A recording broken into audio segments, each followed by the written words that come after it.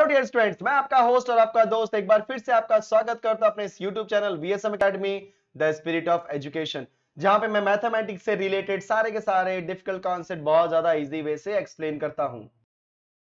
So guys, मैं बता देना चाहता हूं कि लास्ट लेक्चर में मैंने आपको एक टाइप सिखा दिया, टाइप नंबर 8। अब ये देखा जाए तो आपका लास्ट टाइप है, जिसे आप बोल सकते हो टाइप नंबर 9, जो कि बोलो कि आपका बच्चों integration by method of partial fractions. अब ध्यान से सुनना, जब कभी भी आपके पास कोई भी फ्रैक्शन होगा, मतलब डिनोमिनेटर में कोई भी फ्रैक्शन दिया गया है, तो उसको हमेशा आप पार्शियल फ्रैक्शन से करोगे।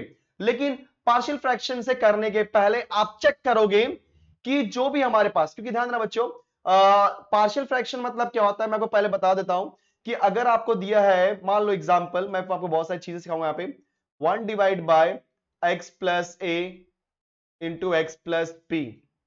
ओके, यहां पे मेरे पास रैशनल फंक्शन है बच्चों, समथिंग अपॉन समथिंग, मतलब हमारे पास जो भी फंक्शन होगा वो f of x divide by g of x की तरह होगा। अगर ये 1 अपॉन x प्लस b है तो इसको आप लिखोगे a divide by x plus a small a। Just wait, ठीक है, and plus b divide by x plus b, मतलब आप इसको दो पार्ट में डिवाइड करोगे फिर सिंप्लीफाई करोगे, बाद में जब इंटीग्रेशन लोगे। सो बच्चों 1 अपॉन x प्लस a का इंटीग्रेशन क्या होता है? Yes, log of mod of x, क्योंकि 1 अपॉन x का integration log of mod of x होता है। ठीक है, फिर अगर आपके पास दिया है तीन टर्म स्टूडेंट्स, मतलब क्या, 1 upon x plus a into x plus B into x plus C. ध्यान देना, इसको हम बोलते हैं स्टैंडर्ड फॉर्म, मतलब क्वेश्चन ऐसे ही फॉर्म में आते हैं, लेकिन कुछ ऐसे भी फॉर्म होते हैं जहां पे क्वेश्चन इस तरीके से नहीं दिखाई देंगे। ठीक है, तो उसको हम कैसे करेंगे बताता हूं मैं, जस्ट वेट करो। तो बच्चों यहाँ पे क्या दे दिया, 1 अपॉन एक्स प्लस ए into x plus B into x plus C. क्या लिखोगे? Capital A divide by X plus A, capital B divide by X plus B plus capital C divide by X plus C. यहाँ पे जो आपका small A small B small C है, ये numbers हैं, constant values हैं, और capital A capital B capital C भी आपकी कांस्टेंट वैल्यूज है। इस क्वेश्चन की खासियत ये है कि आप इसको एक्सप्रेस करोगे इस तरीके से और वहां पे कैपिटल ए कैपिटल बी की वैल्यू कैलकुलेट करोगे, तो क्वेश्चन बहुत आसान है, राइट। लेकिन कई लोग कंफ्यूज होते हैं कि सर इस क्वेश्चन को करे कैसे, तो घबराओ मत, मैं वो सारी की सारी चीजें एक्सप्लेन करूंगा। पूरा वीडियो देखोगे एंड तक ना, तब वो समझ जाएगा हाँ पार्शियल फ्रैक्शन होता क्या एग्जैक्टली। तो थर्ड आपका आएगा, ध्यान देना, इसको हम बोलते हैं नॉन रिपीटेड। जो भी मैंने सिखाया इसको हम बोलते हैं नॉन रिपीटेड, मतलब जितने भी फंक्शंस डिनोमिनेटर में थे वो रिपीट नहीं हो रहे थे। बट अब जो मैं बोलने वाला हूं, देखो जैसे मैंने लिख दिया x प्लस ए का स्क्वायर। सो x प्लस ए का स्क्वायर मतलब क्या होता है, आपका x प्लस ए दो बार है, वो रिपीट हो रहा है, तो उसको आप कैसे लिखोगे बच्चों? a divided by x plus A, मतलब पावर 1 से स्टार्ट करोगे, राइट। फिर b divide by x plus ए का स्क्वायर, मतलब अगर यहीं पे आपको दिया रहे 1 अपॉन x प्लस ए का पावर 3, तो आप क्या बोलते बोलो? a divided by x plus A plus b divided by x plus ए का स्क्वायर, क्योंकि पावर 3 है ना, तो 1 से स्टार्ट करेंगे 3 तक जाएंगे, c divided by x plus ए का पावर 3। फिफ्थ वन, अब हमने बता दिया नॉन रिपीटेड अलग था, रिपीटेड अलग है, अब दोनों साथ में आ जाएंगे तो क्या हो जाएगा? जैसे एग्जांपल 1 अपॉन x प्लस ए का square into x plus b, that is equal to, इसको आप क्या लिखो बच्चों? a divided by x plus A plus, क्योंकि पहले x प्लस ए स्क्वायर के लिए सॉल्व कर रहे हैं ना, b divide by x plus ए का होल स्क्वायर प्लस बच्चों c divided by x plus b। तो इट इज नॉट लाइक कि अगर आपका कोई भी फंक्शन दिया गया है एंड रिपीटेड नॉन रिपीटेड साथ में, उसको कोई अलग तरीके से नहीं करना है, नो, आपको जैसे आपने रिपीटेड किया रिपीटेड करो, बाद में नॉन रिपीटेड लिख दो, बात खत्म। अब ध्यान से सुना, इन पांचों केसेस में कुछ भी क्वेश्चन आ सकता है, ध्यान रखो बच्चों, इन पांचों केसेस में कोई भी क्वेश्चन आ सकता है, लेकिन जो भी क्वेश्चन आएगा f of x divide by g of x की रहेगा। तब जब कभी भी f of x divide by g of x आता है बच्चों, ध्यान से सुनो जो बोल रहा हूं प्लीज, तीन कंडीशन बन सकता है, या तो f ऑफ x का पावर, ठीक है, g ऑफ x के पावर से कम हो, या तो f ऑफ x का पावर g ऑफ x के पावर से इक्वल हो, या तो f ऑफ x का पावर g ऑफ x के पावर से क्या हो? ज्यादा हो। ये तीन कंडीशन, और इट इज नॉट लाइक कि ये सिर्फ और सिर्फ यही करना है। पूरे इंटीग्रेशन में जब कभी भी आपको रैशनल फंक्शन आता है स्टूडेंट्स, तो हमेशा उन पे जो भी आप मेथड अप्लाई करने जा रहे हो, कभी कभी क्या होता है कि हम मेथड अप्लाई कर देते हैं जिसकी वजह से आंसर जो आता है वो आधा अधूरा आता है, क्योंकि एक छोटा सा एक चीज करनी होती है जो हम नहीं करते, राइट। तो आधे अधूरे आंसर की वजह से हमारा मार्क्स क्या होता है? 0 हो जाता है। तो मेरे कहने का मतलब यहाँ पे ये है कि जब कभी भी आपके पास F of X divide by G of x से फंक्शंस आएंगे तो पहले चेक करो कि क्या न्यूमरेटर में जो भी फंक्शन है उसका पावर डिनोमिनेटर के फंक्शन के पावर से कम है कि इक्वल है कि ज्यादा है। ठीक है, अगर पावर कम है, ध्यान से सुनना, अगर न्यूमरेटर के फंक्शन का पावर डिनोमिनेटर के फंक्शन के पावर से कम है, पहला केस की बात कर रहा हूं बच्चों में, तो उसमें क्या होगा, जो भी आपका मेथड है वो डायरेक्टली अप्लाई करो, मत सोचो। जो भी मेथड है, क्वाड्रेटिक है तो क्वाड्रेटिक करो, लॉगरिथमिक है लॉगरिथमिक करो, जो करना है करो, जो मेथड आपने सीखा है वो मेथड अप्लाई करो अगर अप्लाई होता है तो। लेकिन सवाल उठता है कि जब न्यूमरेटर के फंक्शन का पावर और डिनोमिनेटर के फंक्शन का पावर सेम हो जाए, तो याद रखना बच्चों, जब कभी भी न्यूमरेटर और डिनोमिनेटर का पावर सेम होगा तो जैसा डिनोमिनेटर होगा, जो भी डिनोमिनेटर में होगा उसको आप न्यूमरेटर में लाने की कोशिश करोगे। मतलब आप इस तरीके से एडजस्टमेंट करोगे, इस तरीके से मैनिपुलेशन करोगे कि जो डिनोमिनेटर वही न्यूमरेटर में आपका आ जाए। राइट, जैसे एग्जांपल, डिनोमिनेटर में एग्जांपल लेता हूं मैं, जैसे बच्चों x प्लस जैसे x square plus 2x plus 3 है और यहाँ पे x square plus 2x plus 6 है, बराबर ये क्वेश्चन है हमारे पास। तो देखो ना, पावर सेम है कि नहीं, अगर पावर सेम है तो हम लोग क्या करेंगे, चेक करेंगे कि जो डिनोमिनेटर में वही न्यूमरेटर में ला सकते हैं क्या। तो पहले हम देखते हैं एक्स स्क्वायर, तो बच्चों एक्स स्क्वायर ऊपर है, यस। फिर हम देखते हैं 2x, यस 2x भी ऊपर है। फिर हम देखते हैं 6, ऊपर 6 नहीं है, मतलब 6 के लिए एडजस्टमेंट करना होगा, क्या लिखेंगे हम लोग, x square plus 2x plus 6 लिख देते हैं। और अगर प्लस 6 लिखेंगे तो माइनस 6 तो लिखना कंपलसरी है, फिर प्लस 3 तो रहेगा ही, और x square plus 2x plus 6। उसके बाद इसको एक ग्रुप बना दो, इसको दूसरा ग्रुप बना करके स्प्लिट कर दो, अपने आप आंसर आपका आ जाएगा। तो मेरे कहने का मतलब यहाँ पे ये था बच्चों कि जब कभी भी आपके न्यूमरेटर और डिनोमिनेटर का पावर सेम होगा तो हमेशा रखना डिनोमिनेटर को देख करके, ध्यान से सुनना, डिनोमिनेटर को देख करके न्यूमरेटर को एडजस्ट करोगे, मतलब न्यूमरेटर को एग्जैक्टली डिनोमिनेटर की तरह ही आप फ्रेम करोगे और उसके बाद इस डिनोमिनेटर को एक बार इसके नीचे और एक बार इसके नीचे, इस तरीके से आप स्प्लिट कर दोगे। लेकिन आता है थर्ड कॉन्सेप्ट। अब थर्ड में क्या होता है, फर्स्ट और सेकंड समझ आ गया ना, कि अगर कम रहेगा तो जो भी मेथड है, अगर पार्शियल फ्रैक्शन का मेथड है, देखो जैसे यहाँ पे इस क्वेश्चन में देख लो, इतने यहाँ पे जितने भी क्वेश्चन दिए गए बच्चों, हर क्वेश्चन के अंदर, चाहे हमारा फर्स्ट क्वेश्चन है, चाहे सेकंड क्वेश्चन, चाहे थर्ड, चाहे फोर्थ, चाहे फिफ्थ, ये पांचों कॉन्सेप्ट के अंदर ऊपर वेरिएबल है ही नहीं। अगर ऊपर वेरिएबल नहीं है मतलब वेरिएबल का पावर क्या है, जीरो। जहां पे वेरिएबल नहीं होता मतलब कांस्टेंट होता है, तो वहां पे अगर वेरिएबल को लिखना भी होता है तो कैसे लिखते हो, वेरिएबल रेस टू जीरो, क्योंकि एनीथिंग रेस टू जीरो 1 होता है। यहाँ पे वेरिएबल है ही नहीं, सो पावर जीरो है, और नीचे के वेरिएबल के पावर के हिसाब से ऊपर का पावर कम ही है ना, तो जो भी फंक्शन है, जो भी मेथड अप्लाई कर दो, ठीक है, इक्वल टू में एडजस्ट करोगे, क्वेश्चन आएगा कंडीशन मतलब। लेकिन जब आपका न्यूमरेटर का पावर बच्चों डिनोमिनेटर के पावर से ज्यादा हो जाएगा तो याद रखना उसमें हम लोग क्या करेंगे, डिवाइड करेंगे, याद है division method, right, dividend equal to divide into quotient plus reminder, तो हम डिवाइड करेंगे। एंड डिवाइड करने के बाद किसको, क्योंकि एफ ऑफ एक्स बड़ा है ना, तो एफ ऑफ एक्स को डिवाइड करेंगे, जी ऑफ एक्स छोटा है तो जी ऑफ एक्स से डिवाइड करेंगे। उसके बाद क्या लिखेंगे, किस फॉर्मेट में, ये dividend equal to divisor into quotient plus reminder, and उसके बाद जो भी वैल्यू आएगी उसको हम इंटीग्रेशन में पुट कर देंगे, फिर से वही स्प्लिट करेंगे और हमारा आंसर आ जाएगा। बहुत आसान क्वेश्चन लगेगा, ठीक है। चलो, तो जो जो मैंने बोला वो सारी दिमाग में बात रखो, ये कॉन्सेप्ट और ये तीनों बातें, ठीक है। चलो आगे मूव करते हैं क्वेश्चन के पास। तो बच्चों ये रहा हमारा फर्स्ट क्वेश्चन, देखने से ही मालूम पड़ता है नीचे फ्रैक्शन आ गया। अच्छा एक चीज और बता देना चाहता हूं, एक्चुअली मेरे दिमाग में भी बात आ गई। तो बात ये है स्टूडेंट्स की कभी कभी ध्यान देना, जो बोल रहा हूं बहुत ध्यान से सुनना, यहाँ पे कभी कभी क्या होता है हमारे पास ऐसे क्वेश्चंस आते हैं, ओके, जो डिनोमिनेटर में क्वाड्रेटिक होते हैं, जैसे मैंने बोल दिया 1/ax² plus bx plus c, मतलब क्वाड्रेटिक वाले एक्सप्रेशन आ जाएंगे। और अब सवाल उठता है कि पार्शियल फ्रैक्शन में भी कभी कभी क्वाड्रेटिक आ जाता है नीचे।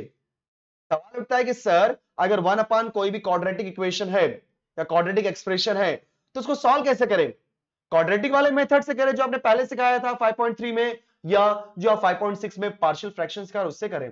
तो बच्चों याद रखना जो बोलने जा रहा हूं मैं अभी, अगर 1 क्वाड्रेटिक एक्सप्रेशन है तो देखो उस क्वाड्रेटिक एक्सप्रेशन को आप फैक्टराइज कर सकते हो कि नहीं, मतलब दो पार्ट में डिवाइड कर सकते हो कि नहीं, उसका फैक्टर निकाल सकते हो कि नहीं। अगर फैक्टर निकलेगा तो पार्शियल फ्रैक्शन, अगर फैक्टर निकलेगा तो पार्शियल फ्रैक्शन से, अगर फैक्टर नहीं निकलेगा तो क्वाड्रेटिक से, समझ गया ना। तो सोचना मत, क्वाड्रेटिक आया तो एक बार उसका फ्रैक्शन निकाल के देख लेना, अगर फ्रैक्शन निकल रहा है तो सबसे आसान लगेगा पार्शियल फ्रैक्शन में, बोल देना चाहता हूं। आसान तो दोनों है, दोनों में से किसी से भी करो आंसर एग्जैक्टली सेम आएगा, बट मैं हमेशा प्रिफर करता हूं पार्शियल फ्रैक्शन, क्योंकि वो और ज्यादा आसान होता है, कैलकुलेशन होता है, इंटीग्रेशन लिखना निकालना बहुत कम होता है। ठीक है, चलो, तो ये जो भी क्वेश्चन दिया है रूल के हिसाब से पहले हम लोग चेक करेंगे कि ऊपर का पावर नीचे के पावर से कम है कि ज्यादा है। तो ऊपर जो वेरिएबल है बच्चों, ऊपर का जो वेरिएबल है अगर आप ध्यान से देख रहे होगे तो सिर्फ x है, और नीचे x है। जब मल्टीप्लाई करोगे तो क्या आएगा, एक्स स्क्वायर। मतलब ऊपर वाले फंक्शन का पावर नीचे वाले फंक्शन के पावर से क्या है, कम है। इसका मतलब जब मैं सॉल्व करने जाऊंगा, ठीक है, तो पहले लिख देता हूं i is equal to integration of बच्चों 2x प्लस 1 डिवाइड बाय, नीचे दो ही फैक्टर हैं तो याद है दो कांस्टेंट आएगा, एक आएगा a और ये दूसरा आएगा b।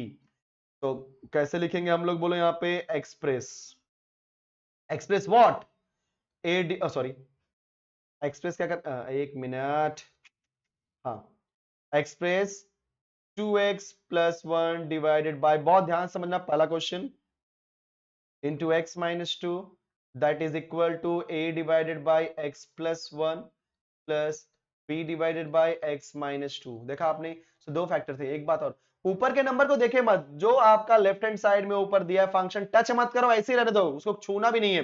पूरा का पूरा ये इंटीग्रेंड लो, उसको a divide by x plus 1 b divide by x minus to लिख दो। ठीक है बच्चों, वेरी गुड। तो इतना होने के बाद अब हम क्या निकालेंगे, एलसीएम। तो 2x प्लस 1 आप एलसीएम से करो या क्रॉस मल्टीप्लीकेशन से करो, ये आपका रूल है, ये आपका दिमाग है, जिससे करना चाहो कर सकते हो। तो a इंटू आएगा x minus two plus b into आएगा x plus 1 and whole divide by आएगा बच्चों x plus 1 into x minus two. Now अगर आप ध्यान से देखोगे तो ये और ये सब चीजें क्या हो जाएंगी, कैंसिल। तो सिर्फ हमारे पास क्या बचेगा, 2x plus 1 that is equal to a into x minus two plus b into x plus 1। अब ध्यान रहा, मुझे a और b निकालना है, थोड़ा सा इसको मैं स्क्रीन ऊपर कर लेता हूं यहां पर। चलो, अब बच्चों मुझे a और b निकालना है, तो ध्यान से सुना, a निकालने के लिए b को जीरो करना है, और b को जीरो करने के लिए b पे कुछ नहीं करना है, उसके वेरिएबल में जो करना है। ठीक है, तो आप मुझे ये बताओ, b को जीरो करना है मतलब b को मुझे यहां पे खत्म करना है a निकालने के लिए। तो x के प्लेस पे ऐसा कौन सा नंबर पुट करो कि उसकी वैल्यू जीरो हो जाए, जी हां -1, क्योंकि -1 प्लस 1 क्या होता है, zero, and zero into b क्या हो जाएगा, जीरो। देखा आपने, इसी तरीके से सोचना है चीजों को। तो पुट x इक्वल टू -1, तो जहां जहां x वहां पुट कर दो बच्चों। Therefore 2 into -1 plus 1 that is equal to a into -1 -2। b तो जीरो हो गया, लिखने की कोई जरूरत नहीं है।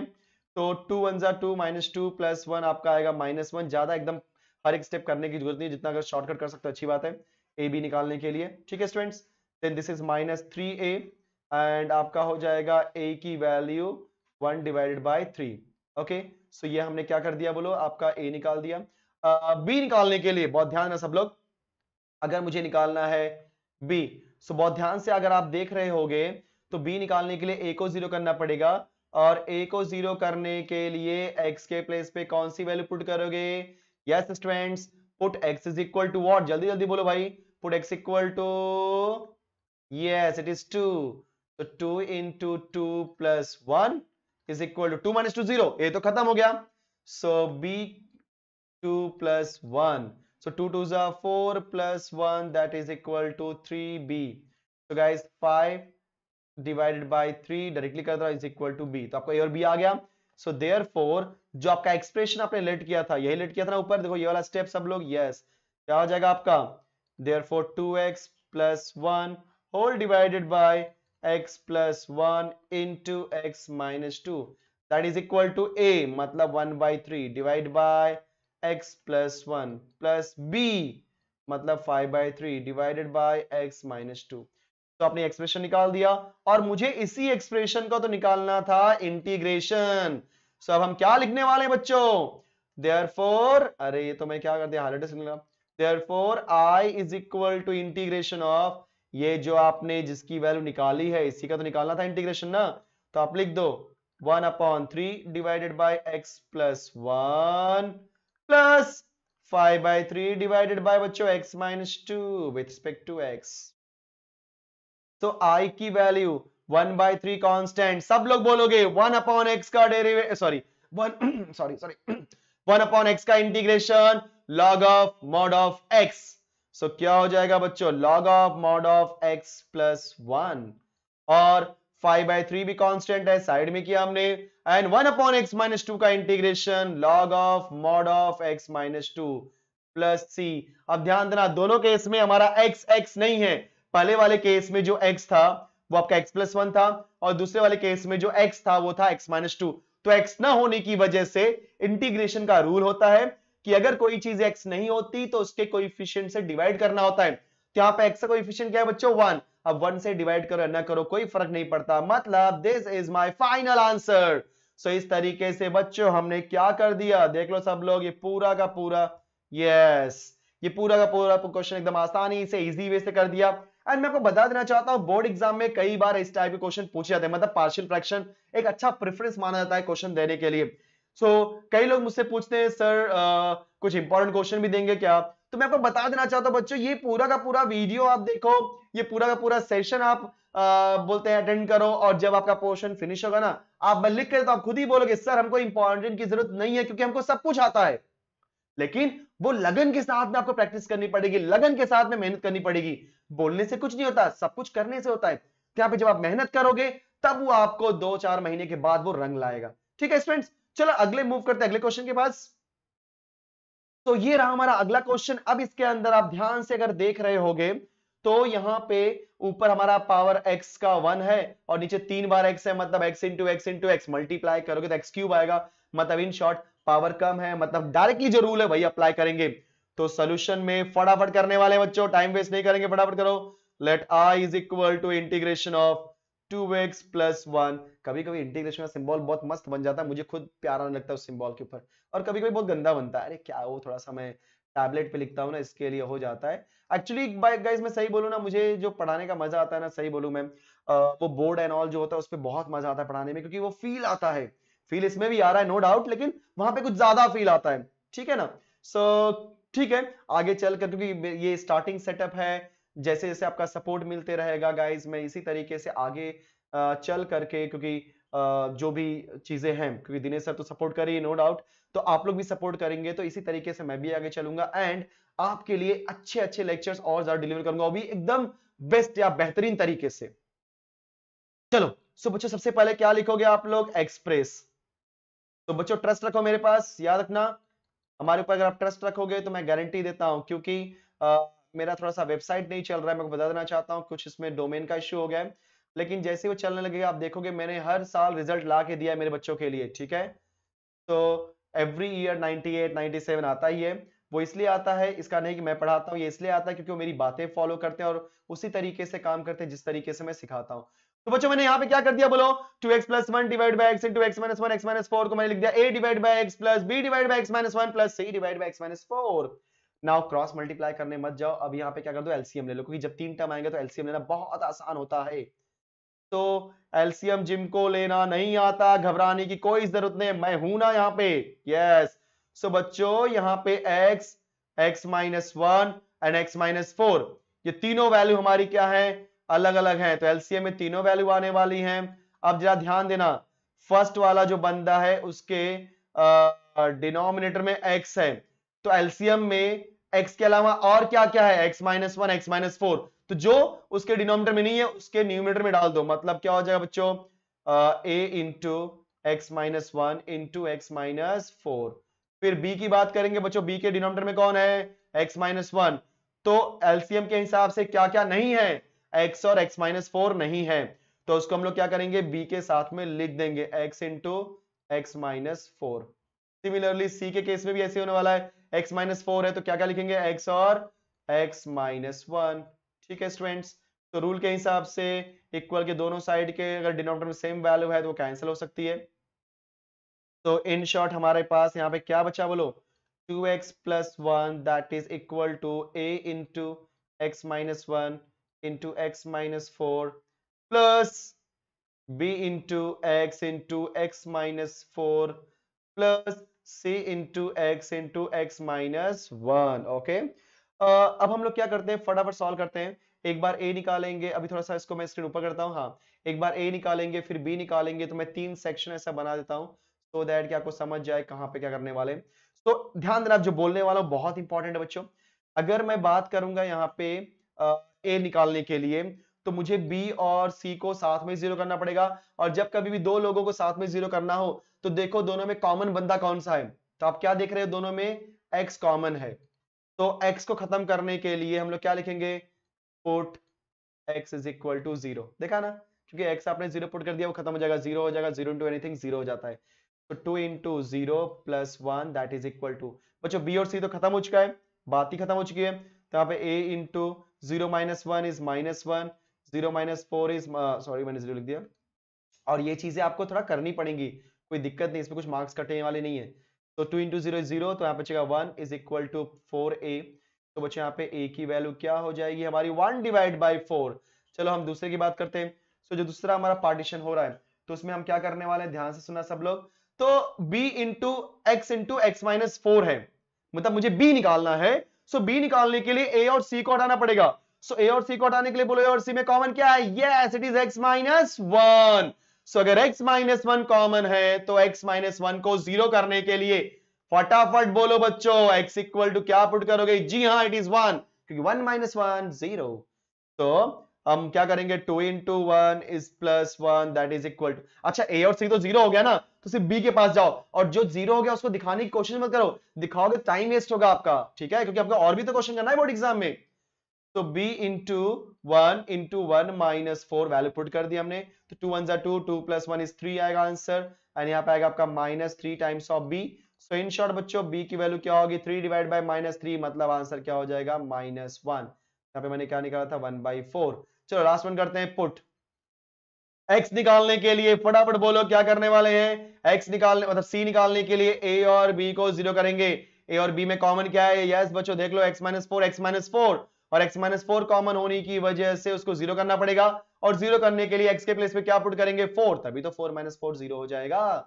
सो 2 into four plus one, so a और b तो हो गया जीरो, डायरेक्टली c के प्लेस पे 4, then 4 minus 1, so 2 4s are 8 plus 1, answer कितना आएगा बोलो, 4 minus 1 होता है 3, 3 4s are एक मिनट डायरेक्टली कर लेते हैं ना, इतना क्या 4 8 plus 1 कर रहे हैं टाइम वेस्ट करके। तो 4 2s are 8 plus 1 9 आएगा बच्चों, 4 minus 1 is 3, 3 4s are 12, c तो c की वैल्यू क्या हो जाएगी, 9 divide by 12, right. So 3 3s are 9, 3 4s are 12, तो इन शॉर्ट हमारा c कितना मिला बच्चों, 3 डिवाइडेड बाय 4। तो देयरफॉर जो क्वेश्चन था, बोलो क्वेश्चन क्या है हमारा, यहाँ पे ये जो 2x प्लस वन है ना, देख लो सब लोग। So therefore 2x plus one whole divided by x into x minus one into x minus four that is equal to A क्या है बोलो, 1 divide by 4 divide by x plus b minus 1 divide by X minus one plus c X minus sorry c है ना, तो c हमारा यहाँ पे क्या है बोलो, 3/4। तो 3/4 divide by what, x minus to. तो बच्चों जो भी टाइम लगता है मुझे इस एबीसी को ही निकालने में लगता है। एक बार आपका एबीसी आ गया मतलब डायरेक्टली लिखो यार, i is equal to integration के अंदर वो values 1 divide by 4x then plus minus हो जाएगा minus 1 divide by x minus, इतना कर सकते हैं यार और क्या, 3/4 divide by x minus two. अगर आप ध्यान से देखोगे मैक्सिमम टाइम आपको डिनोमिनेटर में 1/x ही मिलेगा, 1/x नहीं तो x minus one x minus to, ऐसे नंबर्स, तो ऐसे नंबर्स को हम x ही समझ के चलते हैं। तो 1/x का इंटीग्रेशन, यस स्टूडेंट्स 1/4 कॉपी किया, 1/x का log of mod of x minus as it is 1/x minus one का log of mod of x minus one. बढ़िया, x माइनस वन x नहीं है तो x के कोएफिशिएंट से डिवाइड करो, कोई बात नहीं, 1 है नहीं करोगे तो भी चलेगा, बट दिमाग में बात रखने का, क्योंकि कभी कभी गलती कर देते हैं हम लोग। तो 3/4 log of x minus to, यहां पे भी x का कोएफिशिएंट 1 ही है, बस खत्म, प्लस c, और सिंपलीफाई नहीं कर सकते कॉमन लेकर भी, तो आंसर हो गया मेरा, ठीक है। तो ये हमने 3 का कर दिया बच्चों। सो लगभग ये मैंने 2 क्वेश्चन आपको एक्सप्लेन कर दिए क्या होता है, ठीक है। तो बच्चों ये 2 क्वेश्चन जो मैंने आपको एक्सप्लेन किए, आइडिया मिल गया होगा कैसे हम लोग पार्शियल फ्रैक्शन को सॉल्व करते हैं। इसमें टोटल 8 क्वेश्चंस हैं, तो मैंने आज आपको पूरा बेसिक सिखाया और 2 क्वेश्चन सिखाया, आपको आइडिया मिल गया है। तो आज के लेक्चर में इतने करेंगे, क्योंकि ज्यादा मैं लेंथी वीडियो नहीं बनाना चाहूंगा, छोटे छोटे वीडियो बनाएंगे जिससे समझने में आसानी रहे, मजा आ जाए, फटाफट हो जाए। अब ये 2 क्वेश्चन हो गया, तो बच्चों नेक्स्ट लेक्चर में जब भी मैं आऊंगा तो बाकी का जो आपका 5.6 एक्सरसाइज का सेकंड पार्ट है, मतलब क्वेश्चन नंबर 3 से लेकर के क्वेश्चन नंबर 8 तक, वो सारे क्वेश्चन फिनिश कर दूंगा और हमारा इंटीग्रेशन खत्म। सो गाइस इसी तरीके से इंटरेस्टिंग और आसान बेहतरीन वीडियो के लिए फटाफट लाइक करो, शेयर करो, सब्सक्राइब करो। मिलते हैं अगले वीडियो में guys. Thank you so much.